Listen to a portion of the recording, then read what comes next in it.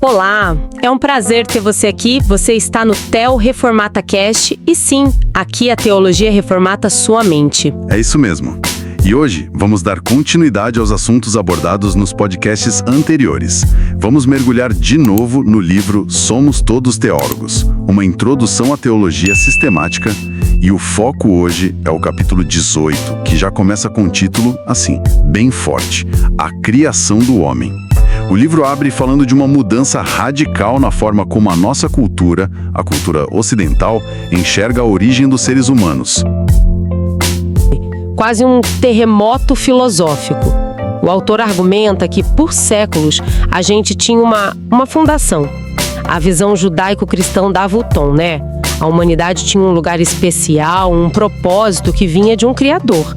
Mas, sei lá, nos últimos 200 anos, essa ideia foi se desgastando. E o que a gente tem hoje na cultura popular, na academia, é essa noção de que somos, e aqui eu uso as palavras do livro, acidentes cósmicos. Acidentes cósmicos. Puxa, o autor não economiza na força da expressão, né? Ele também usa umas imagens bem gráficas, tipo surgidos de uma sopa primordial. Soa quase como um insulto. É deliberado.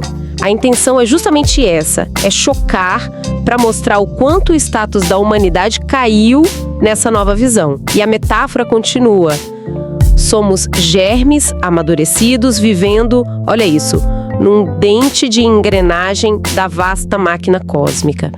E o pior é que essa máquina não tem um propósito, não tem um engenheiro e está caminhando para o nada. É a ausência total de significado. E essa falta de significado foi, assim, um prato cheio para muitos filósofos, principalmente os existencialistas. O livro até cita um nome bem pesado. Sim, Jean-Paul Sartre. A pronúncia é mais ou menos Jean-Paul Sartre. E ele levou essa lógica até as últimas consequências. Para o Sartre, se não existe um Deus para nos planejar, a gente não tem uma essência antes de existir. Primeiro a gente existe, sabe? Somos jogados no mundo e só depois a gente tenta desesperadamente inventar um sentido para a vida. É uma liberdade que parece boa, mas que ele mesmo descreve como angustiante. E ele tem uma definição para o ser humano que é, um verdadeiro soco no estômago. É brutal. Ele nos define como uma paixão inútil. Paixão inútil? Pensa bem no peso disso. Somos seres que buscam um sentido, uma razão de ser, mas num universo que é, fundamentalmente, silencioso. Indiferente. Toda a nossa busca, no fim, é inútil. Caramba. E para fechar esse quadro super otimista, o autor menciona a palavra que o Sartre usa para resumir essa sensação toda. Exato. Uma palavra só: náusea. Náusea. É o título de um dos livros mais famosos dele e captura perfeitamente o sentimento. É aquele mal-estar profundo de existir sem um porquê, de se sentir sobrando no mundo. Sabe, uma coisa a mais, sem razão de ser. O curioso é que a gente vive num paradoxo. De um lado, essa visão de náusea, de falta de sentido. Do outro, nunca se falou tanto em dignidade e direitos humanos. Como é que essas duas coisas convivem? E aqui o autor joga uma bomba no debate. Ele diz que todo esse movimento de direitos humanos, que parece tão secular, tão moderno, na verdade está usando um cheque sem fundo. Cheque sem fundo? A ideia de que todo ser humano tem um valor que é inerente, que não pode ser tirado, isso não veio da ciência, não veio da filosofia moderna. Essa ideia, segundo o livro, foi emprestada, ou talvez até roubada, da teologia judaico-cristã. Uau! Então o argumento é que, sem a base de um criador que nos dá valor, a ideia de dignidade humana vira só uma opinião bonita, sem um fundamento real. Exatamente. Vira uma convenção social, algo que a gente concorda que é verdade hoje, mas que, sei lá, amanhã pode mudar. Se somos só matéria organizada, por que a minha dignidade seria mais importante que, sei lá, de uma baleia? A base fica frágil. Certo. Então, se a visão secular está, como diz o livro, operando com um cheque sem fundo, qual é o lastro, qual é o ouro no cofre que a teologia cristã, baseada em Gênesis, oferece para o valor humano? A alternativa é uma inversão completa de lógica. O fascinante na Bíblia é que a sacralidade da vida humana não é algo que a gente tem por nós mesmos, não é intrínseco. O valor é atribuído a nós por Deus. Isso me lembra uma obra de arte. O valor de uma pintura não está na tinta ou na tela, está na assinatura. O valor foi atribuído pelo artista. Analogia perfeita. É exatamente isso. Somos valiosos porque o artista supremo nos declarou valiosos. E ele fez isso no clímax da criação. Lá em Gênesis 1, depois de criar tudo, o texto faz uma pausa solene e Deus delibera consigo mesmo: façamos o homem à nossa imagem, conforme a nossa semelhança. Nenhuma outra criatura recebe essa honra. E essa criação à imagem de Deus não é só um título, né? Ela vem com uma função, um trabalho a ser feito. Exato. Vem com o que a gente chama de mandato cultural. Fomos colocados no mundo como vice-regentes de Deus. A ideia era governar, cuidar, desenvolver a criação, em nome dele, refletindo o caráter bom e justo dele. E é aqui que o livro faz uma crítica bem dura ao nosso tempo, apontando o que ele chama de uma inversão de valores. Ah, a parte que ele fala dos ovos de tartaruga? Essa mesma.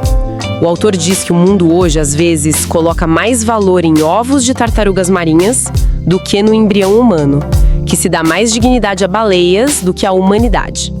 A crítica não é contra proteger os animais, claro, mas contra a perda de perspectiva de esquecer o lugar único que, nessa visão, Deus deu ao ser humano. Entendido.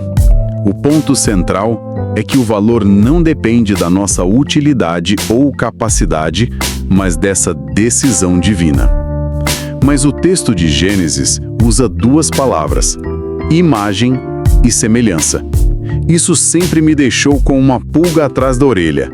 Tem alguma diferença real entre elas ou é só um jeito poético de reforçar a ideia? Essa pergunta, olha, atravessa séculos de debate. E basicamente a gente tem duas grandes correntes de interpretação. A primeira, que é historicamente associada à Igreja Católica Romana, defende que sim, existe uma distinção bem importante entre as duas. E qual seria essa distinção? Nessa visão, a imagem se refere aos nossos aspectos, digamos, estruturais. Coisas que a gente tem em comum com Deus e que não foram perdidas na queda. Pensa, por exemplo, na nossa racionalidade e na nossa volição, que é a capacidade de ter vontade e fazer escolhas. Ah, então seria como o hardware que Deus instalou na gente. A capacidade de pensar, de decidir. Isso a gente não perdeu, mesmo com defeito. Perfeito. A estrutura básica ficou. Mas, nessa visão, a semelhança seria o software original. Seria uma retidão original, uma perfeição moral que foi corrompida pelo pecado. Então, a gente teria mantido a imagem, mas perdido a semelhança. Interessante essa analogia do hardware e o software. Mas você disse que tinha outra visão, né? Sim, a visão que acabou se tornando majoritária no meio protestante.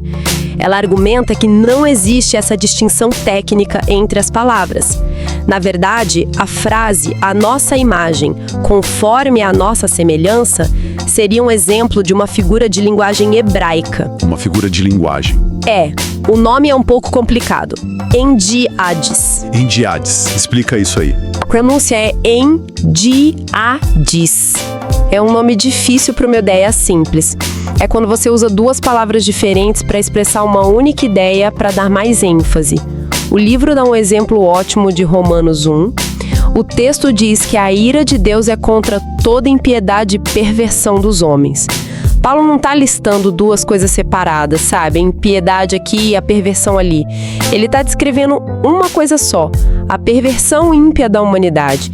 As duas palavras se fundem. Entendi. É como dizer de corpo e alma, para se referir à pessoa inteira. Então, aplicando isso em Gênesis, ser criado à imagem e semelhança seria só uma forma poética e forte de dizer a imagem de Deus. Exatamente isso. Nessa interpretação, os termos são sinônimos. Não precisa ficar quebrando a cabeça para separar o que é um e o que é outro. A questão é uma só. fomos criados para espelhar Deus. Certo, então é mais uma questão de ênfase. Mas isso me leva a outra pergunta. Ok, somos a imagem dele, mas o que isso significa na prática? No que exatamente a gente se parece com Deus? Essa é a pergunta de $1 milhão. E antes de listar as características, o livro aponta algo fundamental. Precisa existir alguma semelhança. Porque veja bem, se Deus fosse totalmente diferente de nós, sem nenhum ponto de contato, a comunicação seria impossível. Seria como tentar explicar a cor azul para alguém que nasceu cego. Não teria uma linguagem comum? Nenhuma. Por isso que os teólogos medievais falavam da analogia entes, a analogia do ser. Mesmo com a distância infinita entre nós, precisa haver uma ponte. Então, o que nos torna análogos a ele? A visão mais clássica aponta 3 capacidades principais. Vamos a elas. Primeiro, a racionalidade. Não só resolver um problema, mas uma capacidade avançada de raciocínio, como diz o livro. A gente pensa sobre o pensar, a gente faz arte, filosofia. Segundo, a volição. Somos criaturas com vontade, que fazem escolhas. É por isso que a gente tem responsabilidade moral. Racionalidade e volição. E a terceira? As afeições. A capacidade de sentir. A Bíblia descreve Deus como um ser que ama, que se ira, que tem alegria.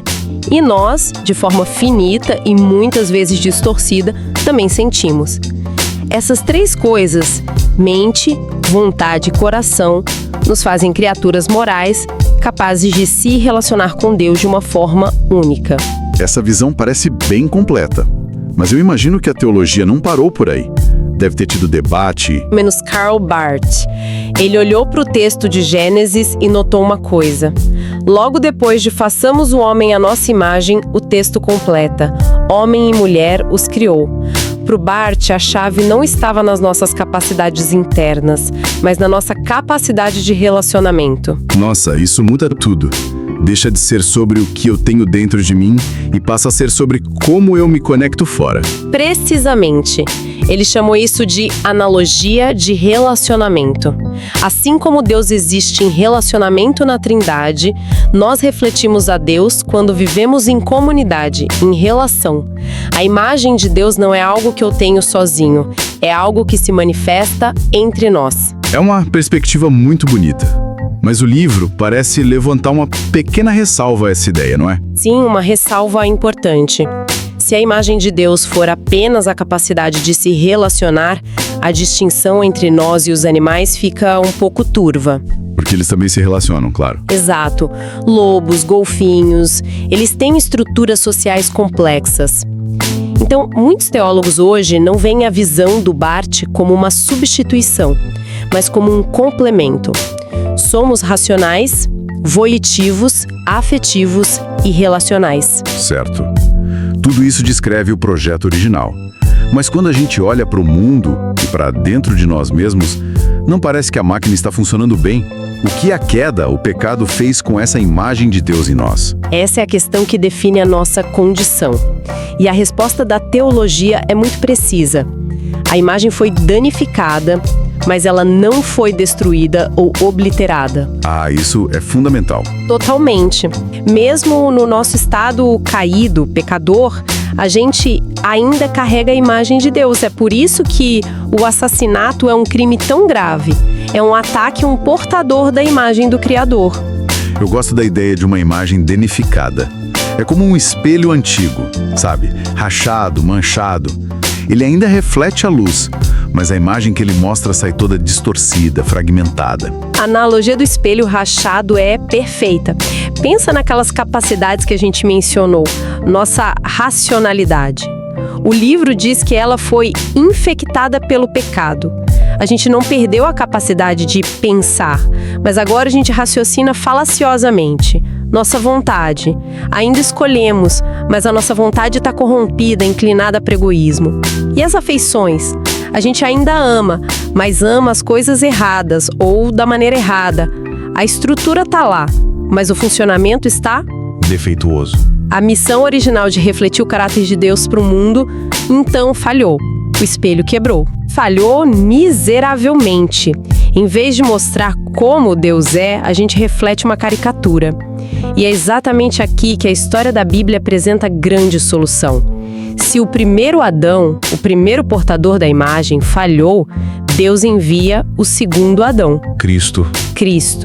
Ele é apresentado como a imagem de Deus perfeita, incorruptível. Ele é o espelho que nunca rachou. O livro de Hebreus diz que ele é o resplendor da glória de Deus e a expressão exata do seu ser. Nele, a gente vê o que a humanidade deveria ter sido desde o começo. Então, a jornada cristã seria, em essência, o processo de Deus consertar o nosso espelho rachado, usando Cristo como um modelo de como a imagem deve ser. Exatamente isso. A santificação, o crescimento cristão, é esse processo lento de Deus ir reparando as rachaduras, limpando as manchas, para que a nossa vida comece a refletir a imagem de Cristo de forma mais clara. A imagem nunca foi perdida, mas ela está sendo restaurada. E essa reflexão sobre a imagem danificada, mas presente, nos leva a uma questão muito prática para o nosso dia a dia. Se Cristo é a imagem perfeita, como podemos, hoje, buscar refletir melhor esse caráter de Deus, mesmo em nossa condição caída? É algo para se pensar. Uma ótima provocação para encerrarmos.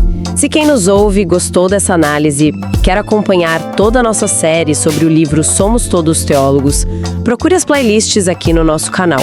Lá é possível encontrar todas as partes em ordem. E claro, se ainda não for inscrito, inscreva-se no canal e ative o sininho para não perder os próximos conteúdos. E se ficou aquela vontade de ter o livro em mãos para estudar junto com a gente, considere usar o nosso link de afiliado que está na descrição.